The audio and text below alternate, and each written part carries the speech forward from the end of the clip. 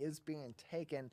And there are locations all across Greater West Bloomfield, including the Keego Harbor Police Department, as well as the West Bloomfield Police Department. You walk in during their open hours, and it's right in the lobby. There's going to be a big container that you just simply, it's just like a mailbox. It's indoors. You drop your prescription pills in there. You may have to make a stop at the counter first and talk to either in West Bloomfield one of their police service aides or the officer on duty at City Hall at the police department before you drop off those prescription drugs. It may even just be helpful to ask them if what you're dropping off is accepted at that location, or if you need to go to another location, or perhaps even wait until this event on Friday at Corewell Health, Friday, April 21st, across their locations. Other places in the Oakland County area, including in our coverage area and in our participating stations, local areas that do participate in Operation Medicine Cabinet, include the Bloomfield Township Police Department, as well as Birmingham PD and Beverly Hills Public Safety. In the Lakes area, White Lake Police Department also participates in Operation Medicine Cabinet, as well as the Oakland County Sheriff's Office in Pontiac. You can go there and also drop off your medicines, your prescribed and unused over-the-counter medications as well. Get them out of your home. They'll be recycled safely. You'll know they'll be in good hands, and no one will be able to administer those drugs in your home anymore, or sneak through your medicine cabinet and potentially get something that could harm them or others. It's just a good way to get those drugs that you're not using out of your home. I've done it. I've dropped off my old prescription medications at these locations many times in the past, just to get them out of my home, get them out of my possession. I don't need them anymore. That doesn't need to be there. And of course, it's one of the only ways you can prevent somebody from getting into your medicine cabinet and tampering with some of these drugs and potentially harming themselves or others. More information on Operation Medicine Cabinet locations across Oakland County can be found on oakgov.com/sheriff. Finally, making headlines today on our local news page on civiccentertv.com. From MLive's Edward Pivos, why take a summer trip to Chicago when you can experience an amazing city environment and some of the countryside right here in Michigan? We do it better, at least that's the word from Reader's Digest, who recently listed Traverse City as one of the 15 most underrated American cities worth a trip. In fact, they said that it right there in their headline, just like I did. Instead of Chicago, try Traverse City, Michigan. Hiking, lakeshore, sand dunes, beautiful landscapes, a vibrant city, plenty of events all throughout, especially the warmer months of the year, but also in colder times, and of course, plenty of cherries and wine. What more do you need? Reader's Digest lauded Traverse City as having the elements of Portland, Maine and Asheville, North Carolina at their very best, without having to venture to the East Coast and go all throughout the East Coast in order to get access to all of those great amenities, beautiful places, landscapes, and more. And also referred to Traverse City as being, quote, the Hamptons of Michigan, end close quote. Other nearby locations to our state that made the list of Reader's Digest's 15 most underrated American cities worth a visit included Bloomington, Indiana, home of Indiana University, as well as Eau Claire, Wisconsin. No locations in Ohio, however, made the list, and not a coincidence if you're asking me about that. Sorry, Ohio, once again. On the outside looking in. All those headlines on our website, civiccentertv.com, on our local news page, along with links to COVID-19 and other public health updates from the CDC, the MDHHS, and the Oakland County Health Division. We have a great show ahead on this edition of the Megacast. Coming up next, a fun event coming up at the Detroit Zoo in Southfield that will help a lot of people in our local area and beyond by supporting a good cause. Stay tuned. You'll want to learn more after this break. This is the Megacast. Hello, nose. My nose knows is when somebody uses the bathroom. Mom, Polly didn't flush. Ooh, I smell cookies. I smell an A+. How could my nose be running when it stays on my face? Our noses know if those sniffles are just a cold, allergies, or COVID-19. So swab it. Test it. It's good to know. Let's relish these moments, made possible by the COVID-19 vaccine.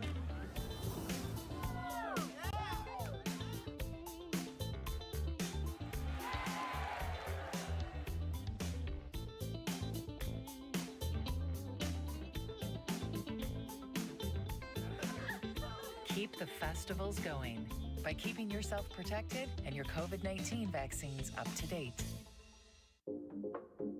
There are many different kinds of noses.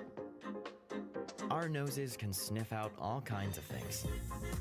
Good things and bad things. Your nose knows if those sniffles are just a cold, allergies, or COVID-19. So swab it. Test it. It's good to know. Can I ask you a question? Why do you want to get the COVID-19 vaccine? I don't like getting sick. The virus will die. It will be easy to not catch it. Keep my family safe and keep playing soccer. Because I love being vaccinated. What's your hope for everyone? I hope everybody gets the vaccine. To keep safe and strong. Be like happy, having fun everywhere. Everyone stay safe and hope you get the vaccine.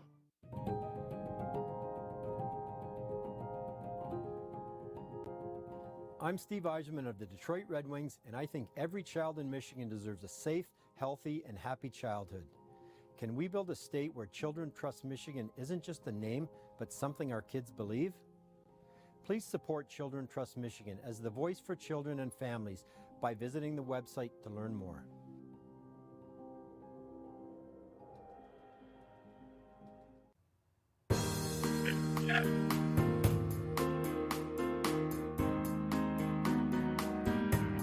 Welcome back to the Megacast, our live daily TV, radio, and streaming show talking about all things Oakland County and the state of Michigan. I'm your host, Tyler Kieft. Learn more about our program and stay up to date with all of our partnering stations as well by visiting civiccentertv.com/megacast, where you'll also find links to all of our full episodes and each individual segment on demand. So if you're not able to join us live Monday through Friday on stations across our local area from 10 a.m. to 11 a.m., you can always join us on demand anytime as much as you want to watch us, whether it's the full episodes or individual segments that are most of interest and importance to you. You can find them on civiccentertv.com/megacast. Joining us now on the program are a couple of board members from the Shades of Pink Foundation. We're joined by Kevin Browett, who is a board member, as well as the board president, Mary Pat Meyers, as they have a very exciting event coming up at the Detroit Zoo that will go a long way to help a lot of people right here in Oakland County and beyond. Thank you both for being with us today. Thank you, Tom, for having us. Yeah, glad to have the both of you on today's program. Mary Pat, let's start with you. Just tell us, just for those that aren't familiar with the Shades of Pink Foundation, we've had you on the program a couple of times, but for those that don't know about your organization, what is the Shades of Pink Foundation and what do you do to support people in our local area? The Shades of Pink Foundation is an organization that serves 9 counties in Southeast Michigan, and our mission really, I hope, says it all, in that we are here to reduce financial stress for those undergoing breast cancer treatment in Southeast Michigan for everyday living expenses. So what we do is we raise funds through our generous donors, sponsors, and supporters to help assist those undergoing breast cancer with those everyday living expenses, such as mortgage payments, transportation payments, which, you know, with gas prices, it's a huge expense, childcare, insurance premiums, utilities.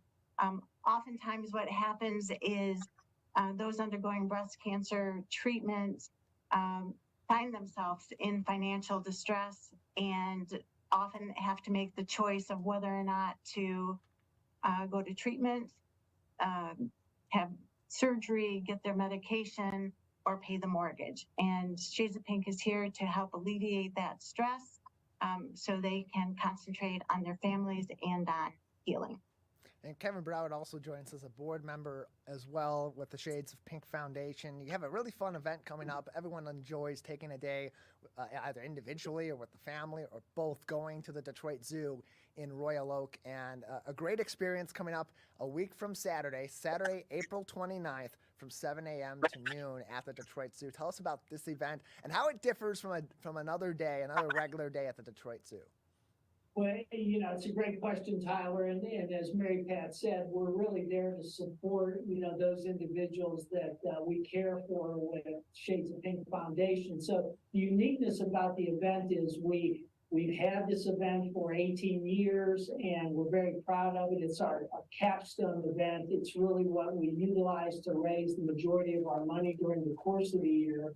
And what you really get out of this event is the ability to be with other board members, but also survivors and those that have benefited from the program. Because we find that when a woman is affected with, with breast cancer, or a male, that there are children involved as well. So when you go to the walk at the zoo, you get a chance to really feel the energy and the excitement of what we've been able to accomplish helping these families, because they're there. We have over 1,000 individuals that walk. They'll be there to cheer like their survival. They'll be there to cheer with their families, the difference that we were able to make with each other. And it really makes you realize that every dollar you invest in something like this turns out helping these families. So you help women, you help men, you help children. And it really gives you a feeling like none other. You know where your money went when you can hug someone that's been cared for from Shades of Pink Foundation. So that's really the difference that you just don't get. It's a very bonding type event. And just as a bit of a tangent, Kevin, you as a board member, I'm not sure how long you've been involved with the organization, but 18 years this event's been going on. It's obviously grown over that time. As you said, over 1,000 people showing up to this 5 or so hour event at the Detroit Zoo in past years. So for you as a board member, seeing this grow and seeing both survivors and their family members and just regular people in the community coming out to support this cause, for you as a board member, how does that feel to see just how big of an impact your work and Mary Pat's work and the rest of the board and this organization is doing here in our community? It's enormous. Mary Pat and I were talking about this. We talk about it all the time. It's one of those where often when you get involved in organizations, you wonder if you make a difference. And I think in today's world, you want to know that whatever you do, whether it's with your time or your money, that it actually benefits something tangible. And with Shades of Pink and what they do and how we do it as a board member, I see that every day. I just had an email before we came on the air from a group up in central Michigan that is donating over $30,000 and is going to be at the walk and is just sharing what an impact it has for them to be involved, because they know they're able to see the result. And like I said, there's nothing better than walking into an event like the Zoo Walk and being able to hug somebody and have someone come to you and say, thank you. You really made a difference to me, and you made a difference to my family and to my children. And that's what better feeling can you have as a human being than to have that? And I'm sure Mary Pat would say the same thing. I've been there not quite a year, so Mary Pat precedes me. And so, Mary Pat, moving over to you, we know about some of what the organization does in general, but those costs that you help to offset with these individuals and with these families that sometimes are going through it for years when it relates to certain cancers, especially breast cancer. What are some of those costs that people may not be thinking about that are covered through your organization, the ways that you help individuals? Yeah, so examples of costs would be a mortgage payment or a lease payment. Our clients' average mortgage payment is around $750 to $1,000. And so there's the mortgage, the lease, the transportation costs. And it's not only the cost of gas, but it's also maintenance of their vehicle or providing for other transportation. Childcare, especially during COVID, was a really significant cost because now the children were home and the mom has to go out and get treatment. And oftentimes we heard the stories that they were missing treatment because they couldn't find and couldn't afford childcare, utilities, a huge part of our part. But mortgage and housing costs are the largest expenses that we do pay. And so for people that want to participate, who can participate, who should participate, and do they have to do that just as a group, as an individual, or can they participate as a group as well? For the zoo walk? Yeah. Well, I mean, sure, Mary Pat can answer as well. Anyone can participate in the walk, and you can go to our website at www.shadesofpinkfoundation.org. And there's a sign up there for the walk. You can sign up as an individual walker. You can also sign up. We had a team yesterday of 85 individuals that signed up, which is amazing. It's great. You can also sign up to be a sponsor. There's different sponsorship levels. And we love when companies get together and host teams. We love when families get together, like, our family's hosting a team at the walk. And but any individual can show up and walk with us and become part of really just an amazing event. And it all happens on April 29th. That is a Saturday, 7 a.m. to 12 noon in Royal Oak at the Detroit Zoo. You can find more information on Shades of Pink Foundation's website and actually find the info on the event too. As it's happening in just a little while here, just a week from Saturday this coming week. shadesofpinkfoundation.org. If you just click to their events page at the top, that'll help you navigate to Shades of Pink Foundation, a walk at the zoo, and you can participate and register as well as an individual or as a group and participate in this event. And it's not just a walk through the zoo, Mary Pat. There's plenty of other activity that's going to be happening there that day. It's a really fun day out at the Detroit Zoo. So what else can people expect as they're coming out here to support a good cause and to have a whole lot of fun at the zoo? Yeah, it really is a lot of fun. So we have several dance companies that are coming in to perform for us. And then we have, like the Cappuccino Man, to get the coffee. And I don't know if we're doing the mimosa cart this year or not, but that's always been. There's an area that if you want to, write something in memory of someone, there's a chalk area.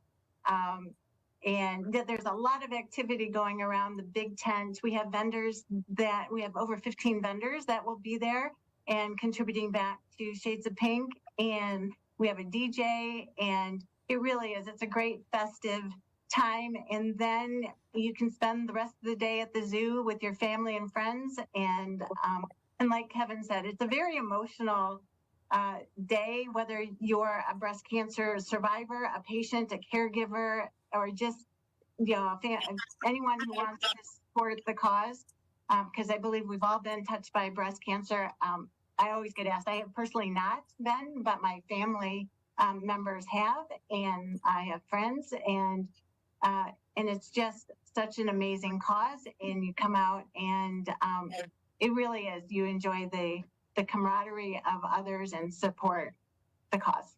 More information and ways to participate in Shades of Pink Foundation beyond their walk at the zoo on Saturday, April 29th can be found at shadesofpinkfoundation.org. That's also where, if you click on their events page, you'll be able to find more information on their walk at the zoo event and register to participate as well. Again, the event Saturday, April 29th, 7 a.m. until 12 noon at the Detroit Zoo in Royal Oak right here in Oakland County. Joining us on the program today is Mary Pat Meyers, the board president, as well as board member Kevin Browett from the Shades of Pink Foundation. A couple more minutes with both of you before we'll need to wrap things up today. Anything else we haven't talked about this event, or other things and other ways that people can help the Shades of Pink Foundation now and in the future? I'll add a couple, and I'm sure Mary Pat will add a few as well. We have other events during the course of the year. We do 2 amazing golf events in the fall timeframe that are really a lot of fun, and they're both available on the website. And you begin to register and become a sponsor, which would be amazing. And it's a lot of fun, and they happen in that September-October timeframe that supports Breast Cancer Month. And at the same time, we're always looking for volunteers. I mean, we're one of the groups where if you really want to make a difference by being either a board member or belong to a committee, this is a group that really is an active board. We are able to maintain giving back almost 100% of what we bring in to those that need the funds, because our board is so active and is so great at volunteering. So if you want to volunteer, come to the website, send us a message, call us, and we're excited to always have new individuals join the team and be part of what we do and make a difference. Mary Pat? Yeah, and I just wanted to say that we're so grateful for all the donors that we have had and continue to have in growing the organization. And we are so grateful for the time and treasure of our donors and our volunteers. More information can be found on shadesofpinkfoundation.org. Again, their Walk at the Zoo event is on Saturday, April 29th. That's from 7 a.m. until 12 noon at the Detroit Zoo in Royal Oak. Shadesofpinkfoundation.org, the place to go. $35 for adults, $25 for children and teens, that's age 6 to 17. And the little ones, $10. Anyone under 2 years of age does get in for free. Those prices do change. However, this weekend on Sunday the 23rd, they go up about $10 a pop each way. So make sure you get your registration done early. Get it done this week. And then next weekend, you'll have a whole lot of fun at the Detroit Zoo. Kevin, Mary Pat, thank you both for being with us. Thank you. Shadesofpinkfoundation.org, the place to go for more information on this event and other ways you can participate and help Shades of Pink and their organization every single day right here in our local community. We'll take a break on the Megacast. On the other side, art right here in Oakland County. We'll have an artist from Umoja Fine Arts join us next on the Megacast. Wondering what to say to someone who's been sexually assaulted or abused? I believe you. I'm so sorry this happened. It's not your fault. Confidential and anonymous help is available at the Michigan Sexual Assault Hotline. Connect with us 24/7. Call 855-VOICES-4 or text 1-866-238-1454 for help. Learn more at michigan.gov/voices4. Like what you see? Beautiful works of art, masterworks of metal, and accomplishments of artistry will be on display near you. All kinds of artists from all walks of life come together to celebrate their skill and appreciate their work's beauty. Hot Works presents the 2023 Orchard Lake Fine Art Show. Stop by July 29th and 30th between 2 and 10 p.m. between Powers and Daly off of Orchard Lake Road. Now that the vaccine is available for children 5 and up, why do you recommend it? Kids are part of the community and they can spread COVID. We're seeing both healthy children getting sick from the virus as well as children with underlying health conditions. They can easily bring the virus home to other people that are vulnerable and make them sick as well. This vaccine can change that and keep children safe. It's essential that your children get vaccinated to protect them, to protect your families, and to protect those in the community around you.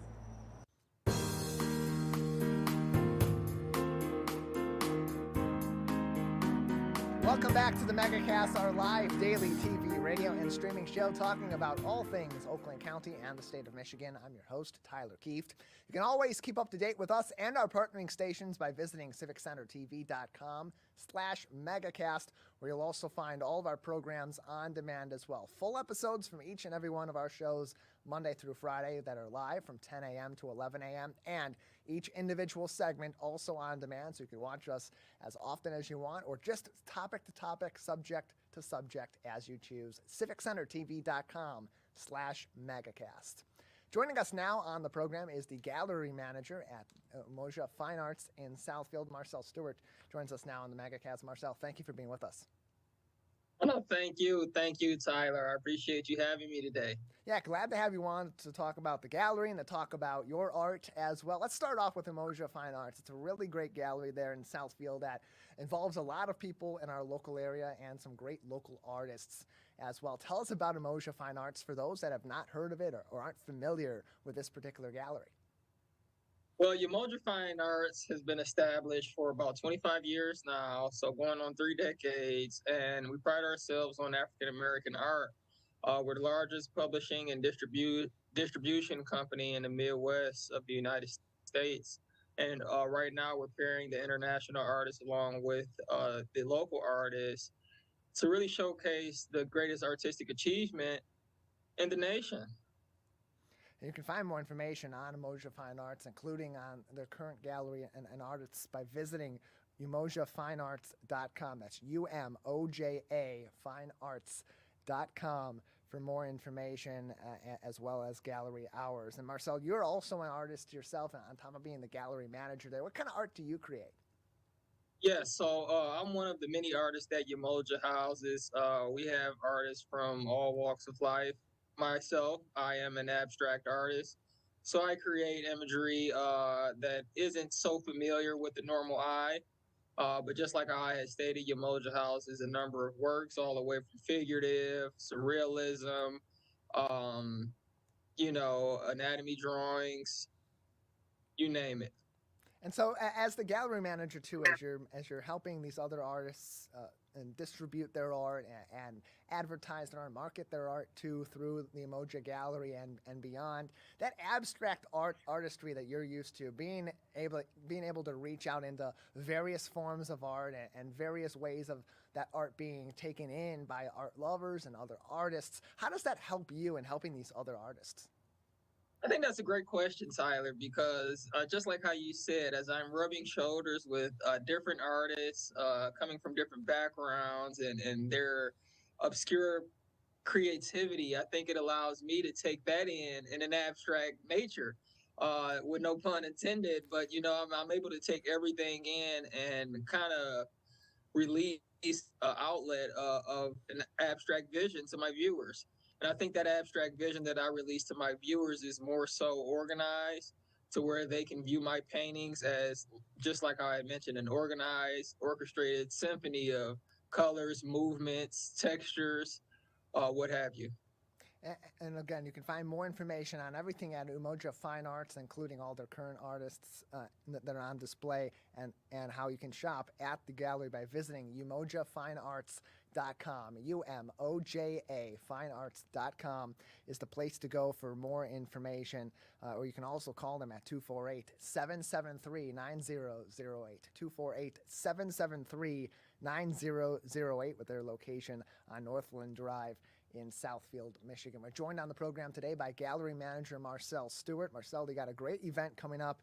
It's the third version of Blooming in Color. It's Blooming in Color 3. That's your upcoming show. Tell us about that show, what Blooming in Color is, and what people can expect when they come and view this particular program. Well, just like how you had said, the title of the show is Blooming in Color. We usually do this show every spring annually, and it is what it is.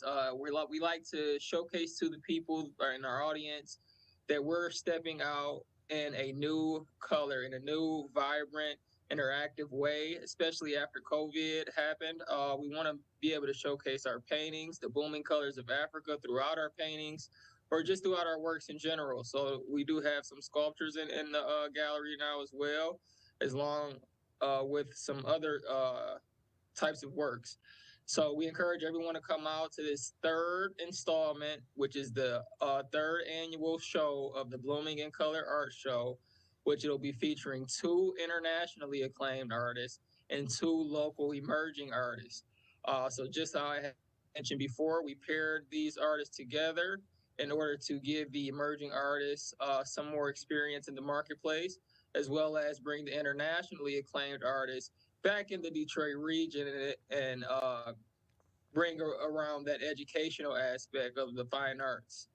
And being an artist yourself, knowing how the art community and the art market operates to the extent that you do, let's talk more about that relationship between these internationally acclaimed artists that are going to be participating in Blooming in Color and those local artists too, those up-and-coming artists. Just how much of a factor does that relationship play, and these local artists in particular being able to take that next step in their career and really push their art out to a broader audience?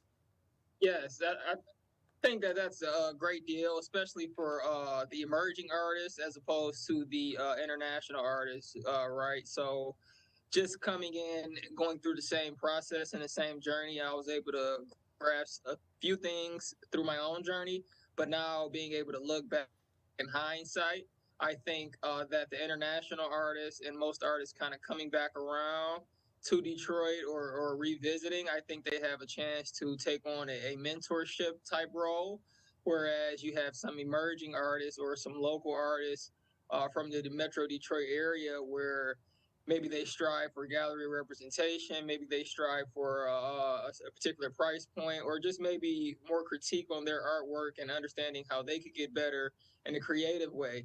But nonetheless, I do think that rubbing shoulders and being in the presence of another artist that is internationally acclaimed or at a different particular experience level within their craft, I think that allows a lot of room for critique, like I had mentioned, and also a lot of room for eliminating trial and error for some of the beginning artists. More information can be found on Blooming in Color 3 by visiting their website at umojafinearts.com or by giving them a call at 248-773-9008. 248-773-9008 for more information. And this event will begin on April 28th, and it's going to run all the way through June, so plenty of time to make your way to Southfield and explore some great local and international artists right here in our local area. Again, April 28th is when it all starts. Their opening reception will be on both the 28th and Saturday, the 29th, Friday of the 28th, 5 p.m. to 9 p.m., Saturday, 1 p.m. to 6 p.m., and featuring 2 internationally acclaimed artists at those events as well. Della Wells as well as LaShawn Beal will also be at those events in April. So tell us about these 2 artists too, and why their participation in this event. How did that relationship build? I think it's impactful, and also I think it's notable that we have these 2 artists in this art show. So Della Wells, as you had mentioned, is our lead artist during this Blooming in Color art show, number 3. And Della Wells' work is astounding, to say the least. It's not abstract, it's not surrealism, it's not realism, but it is a collage medium that she uses. And the way that she does her collages, it definitely shows an experience within her craft. She's a self-taught artist. She's a folk artist. So I encourage viewers to come out to the opening reception on Friday, April 28th, so they can view her work, understand what folk art is, understand what collage art is, and also understand who Della Wells is and why she is an internationally acclaimed artist. But then beside that, we do also have internationally acclaimed artist LaShawn Beal. And LaShawn Beal is originally from the Detroit metro area. Now, LaShawn since then has went ahead and traveled outside of the Metro Detroit area and is now based out of Texas, but has shown his work throughout the nation and has shown his work throughout the world. And we're welcoming back LaShawn into Detroit with open arms, and we hope that you'd like to come see him on either Friday or Saturday during our opening. More information on Blooming in Color 3 can be found on Umoja Fine Arts' website at umojafinearts.com, UMOJA finearts.com, or call them 248-773-9008 to also get more information. Plenty of time to come see the show. It begins on Friday, April 28th and runs all the way through June 30th. So great art across our local area and from around the world right here in Southfield all summer long. We're joined by Marcel Stewart, the gallery manager for Umoja Fine Arts, on today's edition of the Megacast. And besides these 2 artists in particular, who are some of the other artists? What are some of the other kinds of art that people will find at Blooming in Color 3? Yeah, so we also have LG Washington, also known as Alga Washington. Now, she's a figurative artist that'll showcase different art styles such as portraitures and things of that nature. And then we also have emerging artist Lamar Sanders, and he's also out of the Detroit metro area. And Lamar Sanders has ventured off into his own entrepreneurship to where he's become an art teacher and also has his own art business with his wife. So the way we're not only acquiring and procuring these talents and curating these shows, I think we're also helping out the community in a way where we're able to expound on everyone's artistic beliefs and their own creativity in a way. So just like I had mentioned, we have emerging artist Lamar Sanders. We also have premier artist Alga Washington out of the Detroit area. And we have internationally acclaimed artist LaShawn Beal, whose art has been around for decades throughout the Michigan area. We have internationally acclaimed artist Della Wells, who has sold around the nation and sold around the world with her collage style. I encourage everyone to look up these artists via the internet and also view us on our social platforms. You can find them on umojafinearts.com. You can also find them on Facebook and on Instagram. Both of those are linked on their website, umojafinearts.com. Marcel Stewart, the gallery manager, is with us on today's edition of the Megacast, previewing their upcoming show, Blooming in Color 3, that begins on April 28th and runs through the end of June, and all their other art in the gallery already at this time. Marcel, a couple more minutes before we'll need to wrap things up today. Anything else that we haven't discussed about Blooming in Color or about what's currently ongoing at Umoja Fine Arts that you'd like to talk about today? Just a few things. One big thing is that when the viewers do come in, one major aspect that we like to focus on here at Umoja is education, education, education. So nonetheless, when you do come into the Umoja Gallery, you'll understand that there are different price points ranging from different sizes of artwork and different artists as well. But the biggest thing about that is we like to educate the viewers in our audience on why those price ranges are what they are, why pieces are selling, and why pieces are just being brought into the gallery. Like, for instance, why we're choosing and curating specific emerging artists, why we're looking at specific styles of art, and just overall some of the relationships that are out in the marketplace that we're looking to pursue. So, all in all, I do believe that the art market and the art world is an overall educational resource. We're looking to drive that. And not only that, we're looking to drive educational wealth and generational wealth through our art. So please do come and visit Umoja Fine Arts on our opening reception for the Blooming in Color Art Show, which is Friday, April 28th from 5 p.m. to 9 p.m. And then on Saturday, on April 29th from 1 p.m. to 6 p.m. More information, umojafinearts.com, or you can also call them about Blooming in Color and other events at 248-773-9008. Marcel, thank you so much for being with us. Thank you. I appreciate it, Tyler. Yeah, glad to have you on. umojafinearts.com is their website. You can keep up to date with them all throughout the year, including Blooming in Color 3 and beyond.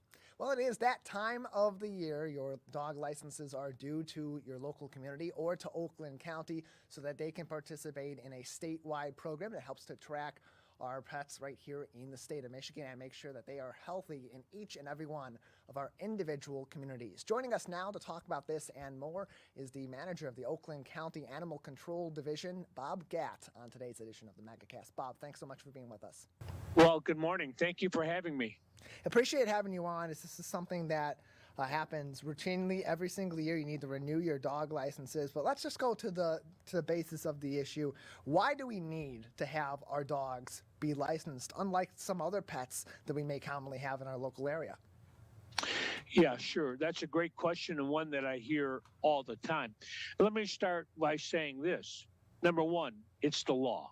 The state of Michigan has a law. It's over 100 years old. It originated in 1919, called the Michigan Dog Law. And in that law is a myriad of events that have to happen with your dog. You have to take care of her. You have to take it to the vet. But you also have to have a dog license.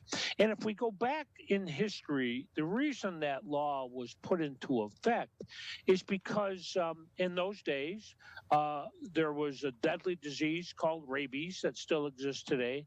Only back in those days, more and more and more people were dying of rabies. And so the legislators got together and said, how can we reduce or eliminate that? And the rabies came from being bitten by rabid dogs. And the only way we could really stop that was to have the dog immunized. And in order to have the dog immunized, they enacted a law that said all dogs must be registered in the county in which they live, and registration means a dog license. And in order to get a dog license, your dog has to be immunized. So why do we need a license? Number one, it's the law. And just like we need a driver's license. We need licenses to do so many things. We need a license for our dog. Another reason why you should have your dog licensed is if the dog escapes, if the dog happens to bolt out the door when you open it, or escapes from a leash, or somehow gets away from you, the dog license will obviously make it easier and it make it better for that animal to come home to you. Somebody who finds that dog, whether it be law enforcement or just a neighbor, will look on the license and your name or your address or the license number will be recorded somewhere, and we can get that dog back to you. And then it's a matter of public safety. If you and your family are walking down the road and a dog bites you today, if that dog is not immunized, then you may be subject to some very painful and very expensive rabies vaccination. So those are the reasons that we give to people. I'm a dog owner. I happen to believe that it's the right thing to do, and I also happen to believe that it will help my dog in the long run. It gives me the incentive to get to that doctor at least once a year to get that rabies vaccination. And in addition to fulfilling the Michigan Dog Law of 1919 and getting your dogs licensed and having those protections also in place that the state knows that your dog is up to date on their vaccinations for rabies, and of course if the dog escapes or gets loose and gets lost and is found, that they can of course get back to their home. On top of that, it's also a time where the Oakland County Animal Control Division, by collecting these licenses, takes part in a so-called census for the dogs as well. How is that important to Oakland County? Well, it's important to everybody in Michigan, not just Oakland County. That census is part of the Michigan Dog Law of 1919. It says in part in that law that every county once a year shall conduct a census to determine how many dogs are in the county. Now, here's how we do it. We know in our database how many dogs have licenses. We know where that dog lives. What we do then is we send a team of usually college-age kids out to the various areas in Oakland County, and they walk the neighborhoods, and they're looking for signs of a dog, a leash on a doorknob, a dog house, or a dog in the window, dog barking. We know that X amount of homes have the licensed dogs. We don't go there, but we will go to a home that doesn't have a license in our database. And when we see signs of or hear signs of a dog there, then we approach that home. Now, the people that we hire in the summer to do our census for us, they don't have any authority or any power to give tickets or anything. By the way, it is a misdemeanor crime not to license your dog, a misdemeanor. You can be fined and or go to jail. And the legislature did that, not Oakland County. So that's how we do it in the summer. We go out and we pick neighborhoods. We obviously can't go to every neighborhood in Oakland County. It's much too big a county for that. But we do pick certain areas of the county, and we send our team out Monday through Friday. Now, after June 1st, so beginning June 2nd, the Board of Commissioners has imposed a fine for those people who don't have a current dog license. Keeping in mind that the dog license expires December 31st of the previous year. So we give everybody actually I say 6 months because a next year's dog license goes on sale December 1st of the previous year. So you have December of the previous year, January, February, March, April, and May to buy your dog license with no penalty. Starting June 2nd, there is a penalty, and all dog licenses after June 1st cost $40, whereas before June 1st, the average dog who's been spayed or neutered, the license fee is only $15. You can find more information from the Oakland County Animal Control Division, as well as the Animal Shelter and Pet Adoption Center, by visiting oakgov.com/community and then scrolling over to the Pet Adoption division there, and clicking on Animal Control. If you go to oakgov.com, scroll over Community, you'll see Pet Adoption on the right side of the screen, and animal control, dog licenses, and so on and so forth under that, and find a lot more information, including where you can obtain and pay for your annual dog license. Joining us on the program today is the manager of the Oakland County Animal Control Division, Bob Gatt. And on top of the dog licenses, there's plenty more that the Oakland County Animal Control Division does to protect animals and protect pets and individuals right here in Oakland County. Bob, can you tell us a little bit more about some of the other services that are provided day to day by your division? Oh, absolutely. I'm the manager of the whole shelter, so it's not just the Animal Control Division. Our Animal Control Division are the enforcement edge of our division. We go out and make sure that pets are being properly cared for. We have several cases in court right now for abuse and neglect. So our people make sure that your dog has a license, and make sure it's not running large, and then make sure that it's being cared for properly. What we don't do here is enforce a local ordinance. We get many calls from people saying, hey, my neighbor's dog is barking, the noise is unpleasant. We do not enforce that kind of activity. That's for your local PD.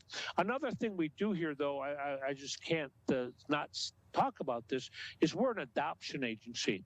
We have over 150 dogs in our building right now up for adoption, and about 100 cats here right now today for adoption. And we encourage all your listeners, if you're looking for a pet, if you're looking for an animal, please give us a chance. Come and take a look at our pets. They come fully vetted with all the immunizations. They come spayed and neutered, and you can't beat the prices that we will give you a forever, we call it a forever loving companion in your home. Don't shop, adopt. This is where you come, and we'll hook you up with a loving animal that you'll love for a long time to come. Yeah, take a look at their website by going to oakgov.com, scrolling over the community section, and clicking on pet adoption. There are links there to adopt a pet. You can see some of the different dogs and cats and other animals that are up for adoption. You can also send them an email, petadoption@oakgov.com, or give them a call Monday through Friday, 248-858-1070 for more information. Absolutely correct. Yeah, and that's all, again, on their website, oakgov.com. And these pet adoption centers also provide such a critical role in preventing loose and stray animals from being in the local area, protecting them, getting them spayed and neutered. And so it really is a great place for people to go to explore some of the different dogs and cats and others that may be available to them. What is that difference maker between going to maybe a different adoption center or shelter or another shelter and going right to your local one here at Oakland County? We are the largest municipal shelter in the state. As a matter of fact, we have one of the best return to owner rates in the state. We don't euthanize here unless the animal is way too sick for what we can do, or way too aggressive to be placed in somebody's home without some problems occurring. I want to say this too. Sometimes it's difficult for people to get in to see a vet nowadays. Post-COVID, some vet offices closed. Some are acting with appointments only. If you want to get your animal, I'm talking about your dog, if you want to get a rabies vaccination and you can't get in to see your own doctor, every Tuesday from 9 in the morning until 11 in the morning, every Tuesday at our building, we will give you a free rabies immunization if you buy a license from us that day. That's how serious we are. We want to get that dog immunized. And by the way, every dog in the county, every dog in the state, 4 months of age or older must have a current dog license per the Michigan dog law. But you come here on Tuesday morning between 9 and 11, no appointment necessary, and we will immunize your dog for free and sell you a current dog license at that time. As Bob said, for those vaccinations and for along with the licenses, you do not need an appointment, but you can still call them for more information if you need at 248-858-1070 or call Animal Control 248-858-1090 for more information. On top of all this, there's also opportunities if people maybe they can't adopt at this time, they don't have a pet, but they love animals and they want to get involved in something in their community. There's also volunteer opportunities too through the Oakland County Pet Adoption and Animal Shelter as well. Can you tell us about those? We are always looking for volunteers. We have a cadre of volunteers that come in every day. Right now, I have over 150 dogs in the building. Those dogs need to get out. They need to be exercised. They need to smell the fresh air, and they need to walk outside. We don't have the staff to do that here to take out all those dogs. We're busy waiting on customers and doing all the things that's necessary in the shelter. So we have a very, very strong cadre of volunteers that come in every day, 7 days a week, rain or shine, hot weather, cold weather, and after a training class with some of our experts here, you are then allowed to take dogs out for a walk. Now, if you don't like dogs, we have plenty of cats, and we call them cat comforters. People will come in, take a cat out of the cage, and actually just pet it for a while and give it some human companionship. So absolutely, we are looking for volunteers all the time. Well, Bob, we appreciate you joining us. And, of course, oakgov.com is a great place to go for more information on dog licenses, as well as the Oakland County Animal Shelter and Pet Adoption Center. That's it for today's edition of the show. Big thank you to our guests as well as our crew for making this possible today. And you can always join us Monday through Friday, live from 10 a.m. to 11 a.m. across our network. Until next time, take care of each other, and we'll see you very soon.